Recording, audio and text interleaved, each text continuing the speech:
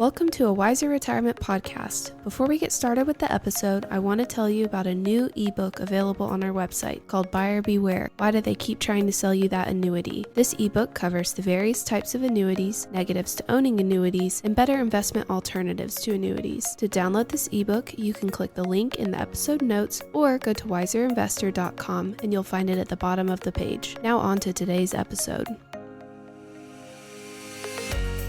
Welcome to a Wiser Retirement Podcast. We believe the best financial advice should always be conflict-free. I'm your host, Casey Smith. Guiding you to financial freedom today are my co-hosts, Michaela Dowdy and Missie Beach. Hi, Casey. Hey. Hello. So, we have both of you. Have we done this before? Have we had both of you on the same time? Never. No, This is very dangerous for me. I could be cornered very easily. Watch out. Watch out.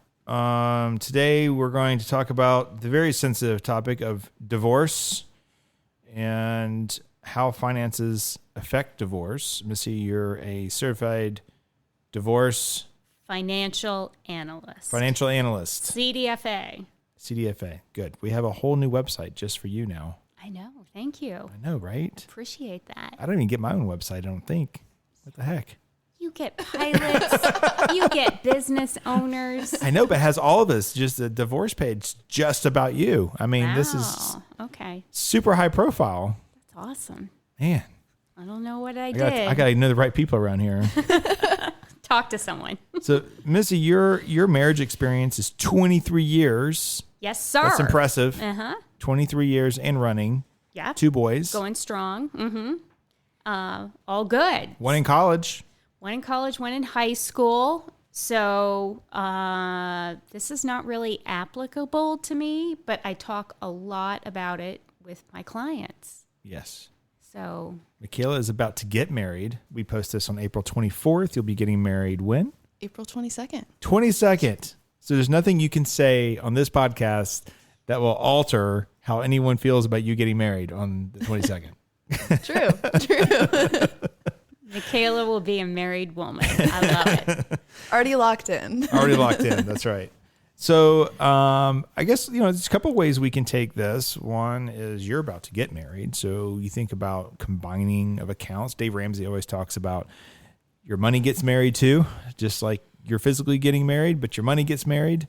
We do meet quite a few people that have accounts that are separate, right? And this is how we always did it. And I don't think that's the best. That's the best way to be successful going forward. Hard. If you're marrying someone that's just super bad with money and they have to have a separate account, I would say maybe that's a warning sign. Yeah, red flag. You're going to be married to a broke person your entire life. That's not a good way to get started at all. But we make excuses. We think there's no one else, that has to be my person, right? Lots of reasons as to how we get stuck in situations. But what's interesting to me, Missy, is that we never work with divorced men. How come it's always women we work with? Well, maybe this is a stereotype, but I feel like the men think that they know it all and they're in charge and they've done it their way their entire lives and they don't need help. Whereas I feel like the women in the relationship oftentimes are the ones that are kind of kept in the dark, whether that's intentionally or whether they're just preoccupied running the household or perhaps working and running the household. So they don't have time to be plugged into the family finances. And that's just kind of fallen on the male side of the chore chart. Right. And so these women, once they're divorced, it's like a moment of panic, like, holy cow, I just don't know what's gone on my entire married life, because obviously they were independent women before they got married and handled their own bill paying, their savings, and were very capable women. They're well educated and know what to do going into it. But then once they get divorced, they just feel helpless. Yeah, I think, well, there's a couple of things. One is if you're looking for advice, financial advice during divorce, you need to start it maybe even before you sit down and have the conversation that you're getting divorced. Oh, yeah, absolutely. Honestly, because I've seen so many there's so many bad attorneys. People think that you hired an attorney and all the attorneys are the same, and they're not. Even the ones that are charging $500 an hour, you can find really bad ones who don't get it. And attorneys and this is another stereotype, but they're really bad with money. Well, no. Well, they went to school to learn the law. Yes. Not really bad money necessarily like in their personal finances, but I'm just saying they're bad at math. That's probably a better way to say it. Mm-hmm. Like 1 + 1 does not always equal 2 to them, and I don't understand why. No. And just dividing assets in half doesn't work either. Right. I mean, they don't know the tax implications of giving each spouse this or that and what it means long term and the cost basis of things and how pensions play out. It's just not a concept that they've been educated on, and nor should they be expected to understand, I guess, just like we don't understand the law completely. So I think that's the thing to get across to clients is that your attorney is not your full team. You really need a financial advisor, a CDFA on your team, and the earlier the better. And you're right, Casey. You need someone before you even approach your spouse about the divorce, because you need to gather all the financial statements, all the tax records, and you need to file that away on a thumb drive and get the records that you need prior to approaching that spouse, because sometimes your access may be cut off and who knows what is going to happen once, the gauntlet is thrown. Right. Well, let's talk about reasons how finances affect divorce. Number one, I on the list is opposing attitudes on how to handle money. Yeah, that's a big one. Spouses, you may have been raised in totally different types of families. One may be very open in talking about money, and one may be very closed mouth, where it's kind of a taboo topic where no one wants to talk about, where money comes from, how it flows into the household, or how bills are paid, or how much things cost. And, things just kind of magically happen, and bills are paid and vacations are taken. So, I think that's a conversation that young couples need to have before they're married. I don't know, Michaela, is that part of like premarital counseling or? Oh, definitely. I mean, finances are one of the leading causes of divorce, as we've seen over and over again. So it really is something that's so important to have a conversation about beforehand. And so it's been one of me and my fiance, it's been one of our like top conversations together, and just like walking through, because it is something opposites oftentimes attract. And that is even true of money. And so that is something where it's knowing like, okay, who's a more spontaneous spender? Where do we find joy in what we're spending money on? Because, really is like what you're spending your money on is where like your treasure's also at, and those kinds of things. And so it's really big on like, my fiance loves to buy concert tickets. Thank goodness he loves $20 concerts. But like, like the spontaneous spender of that, whereas I'm like the spontaneous spender of I need a coffee, so it's like understanding that a little bit, but then also understanding, okay, I'm also more of a security person. Like I want to make sure that at the top of, the month when I get my paycheck, that there's also, a set amount going into savings. And so like, that's like pay yourself first method. And so it's walking through that together and understanding, okay, we've came from different households that have talked about money in different ways. And my household was very, I would say like transparent with our finances. And I was able to really understand finances from an early age. Like at 9, I was already, on a budget for my like back to school spending. So I had a certain amount I was allowed to spend on school clothes, school supplies, and all of that. And I had to budget it myself. And so that's something that like was very open and transparent with me from the beginning of, hey, you're only going to have this amount. Mm-hmm. And, you've got to figure out how to live on it kind of thing. And so I think that was something that is kind of different, I think, in our upbringings a little bit, of just like I had that transparent background. And so it is knowing how to understand your goals, though, as a couple. And I think that's what's huge, is like you have to come together as a couple and say, okay, what are our main goals and how are we going to achieve those? And at the end of the day, as long, like, if you know what your end goals are and you can both rally behind those end goals, then like that's the important thing. And like really being able to, I believe where the joint accounts come into such a big play is like you're able to hold each other accountable to those goals. So like if he sees that, you know, I've spent $30 at Starbucks that week, he's going to be like, hey, like, why are we buying a coffee every day? Are you having a rough week? Or like, do I need to support you in some way? Or is it like, hey, or, you know, maybe we need to cut back because you're getting a little excited, but you know, like those kinds of things. So it's kind of trying to figure out like having that balance of, you know, freedom within yourself and not feeling like, oh, I need to clear every purchase through my person, but also like understanding that you have that balance, that like goal that you're trying to go towards together, and like you both need to be working towards that. And I think that actually ultimately brings you closer as a couple if you're doing it in a way that you're respecting one another.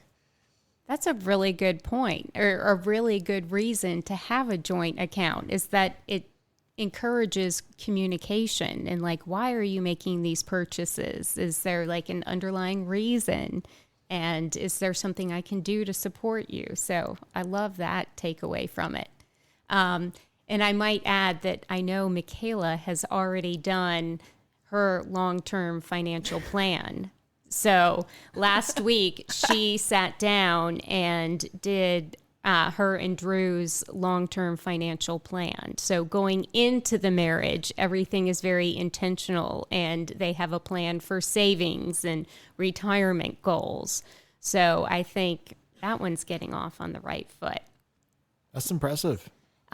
Because I know another thing that can also affect divorce is when you have mismatched financial priorities. And so if you don't have a good long-term financial plan, you know, there are no priorities in everything, you know, you just spend and pay bills, and you don't have, you know, intentionality behind what you do. So you've got to set priorities. Yeah, that's the part that we see in couples that don't have priorities set.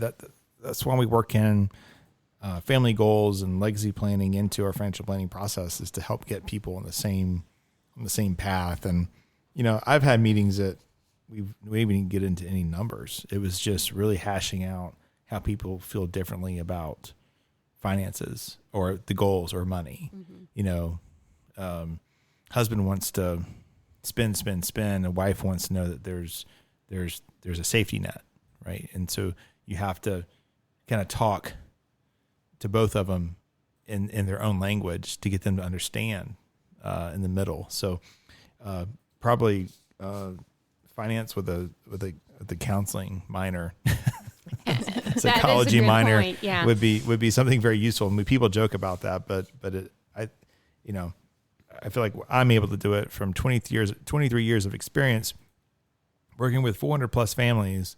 Ages you, not physically necessarily, but ages you from the fact that you've seen so many different aspects of people's lives, that you can then take that information and then spread wisdom to the others who are struggling. Absolutely.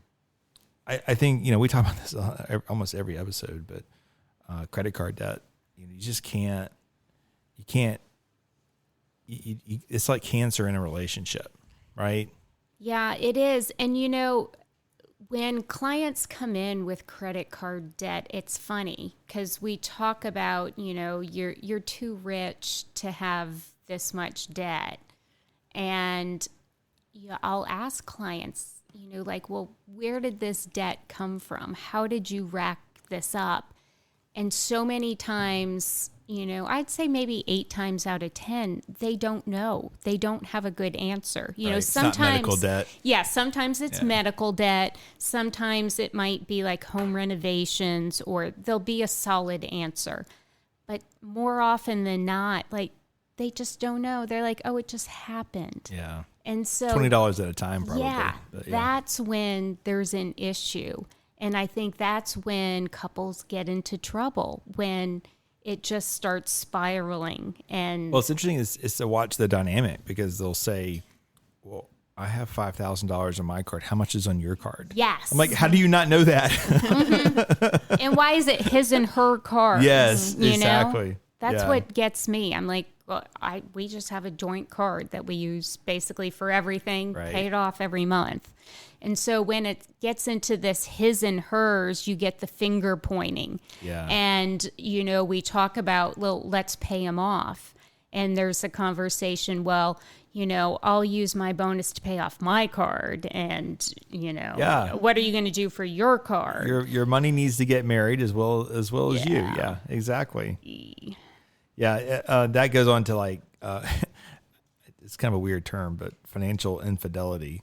It's like when you're making purchases behind the other person's back and they don't know it, and you're trying to avoid the conflict. And I've had people before say, "Hey, I've got this, but don't tell my spouse." I'm like, no, we kind of need to lay it out there on the table and just say this is where we are and go from there. And I'd love to know what the conversations are when they leave here, because some people are good at putting up a front, but I'm sure when they get in the car, it's not a pleasant drive home. But they come back, so They do. obviously it's a good process for them to go through. But Which yeah, you just need to be on the same page. Mm-hmm. you know? Definitely. Which I think is also why you have the joint bank accounts are so much of this hesitant topic for couples, is because it's one of those things where it's like, oh, well, if we're separate, we avoid the conflict. Right. And instead it actually just causes more tension, because you're like, well, where'd your money go? Mm-hmm. Yeah. How much money do you actually have? And then all of a sudden you're separated in that way. And it's like, I've seen people married for 10 plus years and they're still splitting the mortgage. I do know, yeah, couples like that. Like second marriages, married when you're much older. I mean, some of that kind of is like, okay, we just kind of fell into this habit, but we can make changes. And they all typically say that. They say, well, this is what we do, but if you have a better option, then we'll do that. It's like, well, we got to change the ship for retirement, because typically retirement resources are coming from one person, not as much as two people. But yeah, it just doesn't make sense. It's not about his and hers. It's more about you together, and how can you be successful together. Overextending budgets is another reason for financial, or how finances affect divorce. You sit down, you write a budget, and then you keep blowing that budget every single month. That is going to create tension. Yeah, Right. and I feel like a big driver of that is overbuying on the primary residence. Some young couples just really want that dream house and do it too early, and then they realize they're in over their heads and just never can dig out from that. You see that a lot. You see there's a house, it's sort of in my neighborhood. It's a little outside, I guess. Same neighborhood, I guess, according to the map. But they built this monstrosity of a home, and they got divorced in the process. Oh. And I don't know these people, but you kind of like, oh, get it. Building a home is very stressful, and somebody probably wanted this, and there wasn't enough money, and it got sold before it was even completed. Yeah, custom home building is not for the faint of heart. I mean, yeah. Oh. But yeah, so major impulses, buys, financial disagreements. That's what you kind of went back to, Michaela. You come home and say, I bought a car. Right? Now, some families can do that. Right. Some families can do that because there's plenty of wealth to go around. Buying a car is not a major financial decision in the end. Right. For some In people. some families. In some families. Correct. Yeah. But you came home and decided to do something really big and without consulting your spouse. It probably is going to make them feel like they've just been left out. They're along for the ride, I guess. Well, he bought that, whatever. I had a conversation with someone yesterday who just decided to retire. That's a major financial decision. Probably going to have a struggle probably going to struggle getting their home paid off like we originally designed. But the phone call was, hey, I retired. Oh. I was just done. Yeah. Quit his job. Had enough. Now, I assumed he talked with her about it, but I could tell there was hesitation on her part.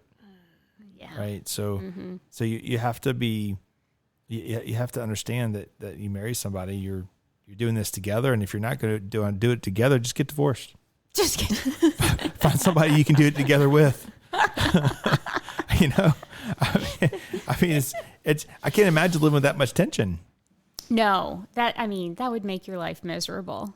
You're right. If you can't work together and make decisions together, why be together? Yeah. Okay. Yeah. The Casey Smith method. Get divorced. Not that you personally follow it. Stress from combining bank accounts. This goes back to you. I think you combine operating accounts, but you always have that reserve. It would still be in joint, but that reserve account, I think that might be maybe that's a golden rule. It's like you can spend you're saving your money into your retirement accounts. You can spend down your operating account, so to speak. But that reserve, you have to pull money out of reserve, then you probably should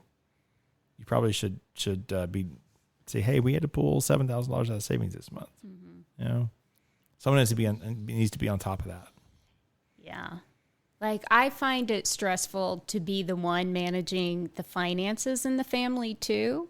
So I think something that couples need to discuss is, even if one is managing the finances, there needs to be like a monthly check-in or some sort of communication for the non-financial spouse. So like John and I sit down once a month, and even though he's not the bill payer or the investment person, you know, I just give him a little update and say, this is where we are, our investments are up or down, and here's our, you know, operating expenses for the month, and, you know, tuition paid, whatever, and, you know, drew out of emergency reserves for these one-time expenses.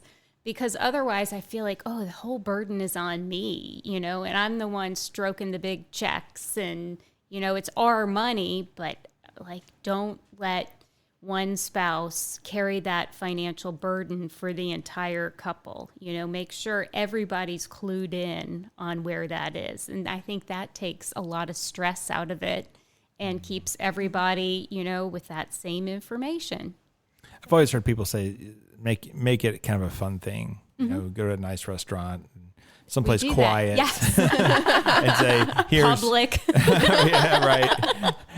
To someplace, that you can kind of push the piece of paper over and say, this is the status of where we are. We need to make decisions. And I mean, and from your standpoint, though, I'm sure those are mostly positive decisions, where some people have to have hard discussions of like, we keep spending more money than we make, or credit card keeps going up, we're going to have to cut back. And then it becomes accusing each other of, well, you spent that money, and then it becomes a public argument at that point. So maybe that isn't the best place to do this. I remember a long time ago, I asked what budgeting meant, and she told me that means we can't do anything. And so sometimes you have to figure out the same language, right? How do you speak the same language? Like, no, I think budgeting just means every dollar has a purpose. Yes. That's all that means. It's like every dollar has its home. And sometimes that home is just something fun. So then that's fine. You're right. Budgeting can be like a bad connotation to some people. They think of it as very restrictive. Right. Yeah. So it's I think also too, for young people, middle-aged people, everybody getting married, really, just everybody. Everybody, yeah. It's understanding what you're marrying financially. Are you marrying someone that's got $150,000 of school debt?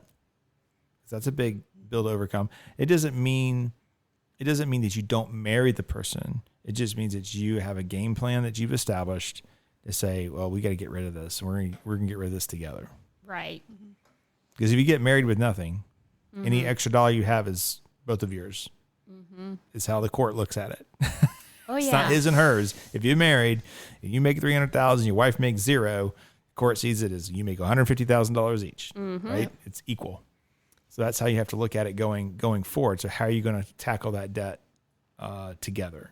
Now, if it's a new marriage, I always tiptoe into that conversation, because if you're looking to take the saver's money to pay off the person who's in debt, you're literally transferring premarital assets Yes.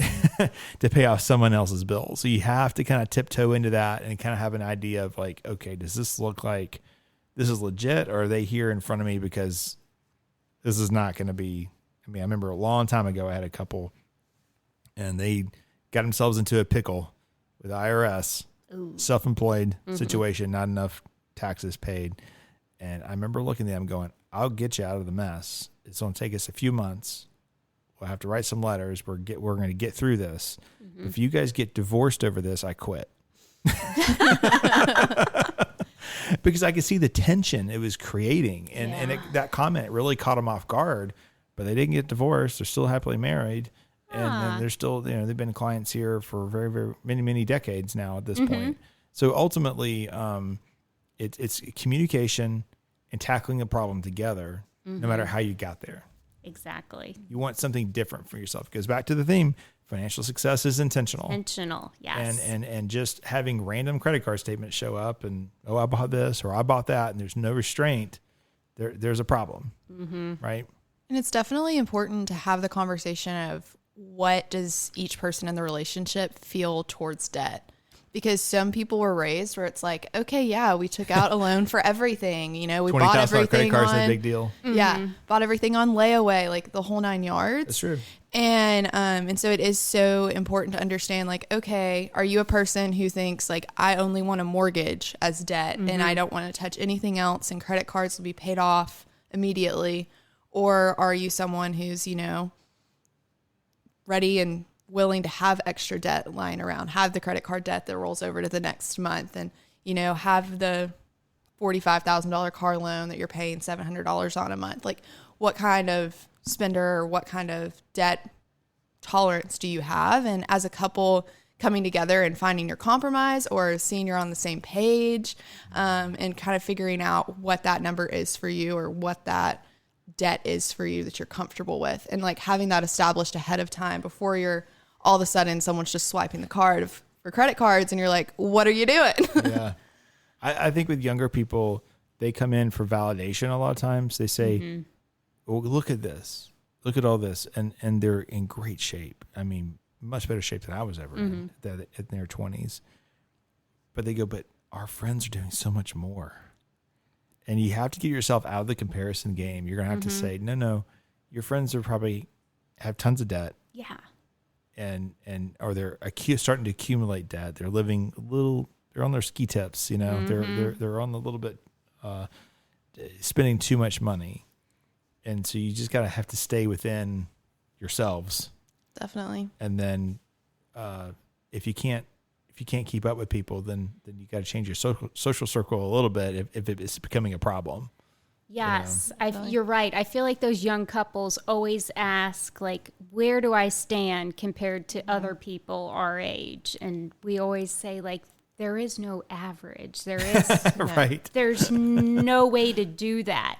And I always say, you are great as long as you don't have debt, keep your mortgage and then just no debt. And like you were just saying, Casey, like those people you see around you with all these fancy things, there's no way that they can, buy all these things and not have debt. Right. And it costs money to have debt. And you just spiral into this dark hole when you are trying to service all that debt. Right. So in the long run, when you get towards retirement, you're going to be the ones retiring early with the nice things. Right. So it's going to flip-flop. So just keep doing what you're doing. Right. So I'll put you on the spot, Missy. Obviously, you work very closely with Michaela, but as she's entering this new phase in her life financially, what is your best advice for her? Looking back on you and John and what you guys have experienced, what would you say is your best advice? Well, I think that they're already doing all the right things. And I think the best thing that John and I did was making everything joint and everything very transparent. You know, there was no his and hers once we got married. The only his and hers were retirement accounts, which are obviously individual accounts and have to stay that way. But like I was just explaining, how we sit down once a month. And obviously, Michaela is the financial person in the relationship, just like I am, which, you know, in some families is very non-traditional to be the female as in that role. And, you know, at the beginning, John was like, oh, I don't care. You know, you just handle it. And I was like, no, you need to know. Because in the early years, I thought it was stressful, you know, when, you know, things were tight and, you know, we're making tuition payments and the mortgage payment. And I'm like, I can't just have this burden myself, you know, like we make it happen, but like we were just skating by. And so I'm like, I have to share it with you. I have to show you where the dollars are going. So just sit down with Drew every month and just keep him apprised of where everything is. And then it's just a habit. And like Casey was saying, yeah, go out to dinner and do it. And that makes it a forced date night. And then it's kind of fun. But you already have your long-term plan done. And that was like right. so exciting. I was like, oh, Michaela, of course you did it. So, how stressful is planning a wedding and finances? So we've actually been really blessed in the sense of our families have been really great, and they've actually taken that burden like off of us. And so they've been the ones to really fit the bill on everything, which has been really great. So really, as far as us going into marriage, I feel like we're really set up for success in that. It's just like we don't have that overlaying debt of a potential wedding and those kinds of things. And so it has been great to really get to walk into this next season and just know that we get to like build upon like our already like laid financial picture. And so it has been great that we have great families that have been able to participate that way. What would you think would change if you didn't have that? Would you be willing to sacrifice wedding festivities in order to keep it within budget, or does a girl want what a girl wants? Oh, well, y'all would laugh. My original Drew kind of strikes me as a person to be like, yeah, I got a courthouse, it'd be fun. Yeah. Oh, well, that's so funny because genuinely my first idea for how I wanted to do our wedding was, I was like, let's just get a really big cabin in like Gatlinburg, Tennessee. We're going to get married in January, and we're going to have like 50, 60 people there, which is just mainly family and like very immediate friends. And we'll eat, you know, off of like paper plates almost. Like it would be very like casual. And everyone was like, you'll regret it. Don't do that. Oh, wow. And so they're like, you're a big wedding person. You're a big wedding person. And I was like, am I? Okay. And so now we're doing this big wedding, which is great. And it's going to be absolutely stunning and beautiful. My mom has worked so hard to make it absolutely stunning. So it'll be phenomenal. But definitely, yeah, I would have done the small wedding, and it would have been probably. If budget was a. Oh, definitely. Yeah. It's amazing what people spend on weddings now. I think Sea Island has. I think they're down to probably $150,000 minimum or something like that. It's crazy. I'm not surprised. Palmetto Bluff, same kind of a setup down there as well. Well, you just have the insane markups the moment you find out, like whoever the vendor is finds out it's a wedding. It's like skyrocket. Interesting. So I don't know, but yeah, I can't imagine people come out with school debt, but then statistically people have all this wedding debt. You got to pay for the wedding. And then there's a 50% chance that the wedding doesn't even work out statistically, right? Now the older they're you getting get, better. Is it getting better? It is getting better, which I think is probably just people aren't getting married as much. But I think That's smart. The like later 20 something, like the I don't know, more recent marriages has been Like 40%. Yeah, it's a little bit lower. That's a big Interesting. change. Good. All right. Well, good conversation. Anything else you guys want to add? No, just communicate. Communication's everything. Got to be ready to compromise. Meet in the middle somewhere. Thanks for listening to today's episode. If you're interested in learning more about Wiser Wealth Management or want to schedule a consultation to meet with Missy or myself, you can do so by going to wiserinvestor.com, or you can click on the link in the episode notes. Thanks again. See you next week. Thanks for listening to a Wiser Retirement podcast. We hope you enjoyed today's episode. Make sure to subscribe wherever you're listening. That way you don't miss any new episodes. We'd also appreciate if you could leave a rating and review. If you have any questions about anything that was discussed today, head to wiserinvestor.com and reach out. This episode was produced and edited by Ken Hoadley. This podcast is strictly for informational purposes only and is not to be considered as investment advice or a solicitation to buy or sell any financial products, securities, digital assets, or any other investment vehicles, or a basis to make any financial decisions. Wiser Wealth Management Incorporated is a registered investment advisor with the SEC. The host and/or guest may personally own securities, digital assets, or other investment vehicles mentioned on this podcast. Neither the host nor guest of the show are compensated for their participation, and no referral fees are paid to or received by any host or guest for clients, listeners, or similar interests. Investments involve risk, and unless otherwise stated, are not guaranteed. Be sure to first consult with a qualified financial advisor, tax professional, insurance professional, and/or legal professional before implementing any strategy discussed herein. Past performance is not indicative of future performance.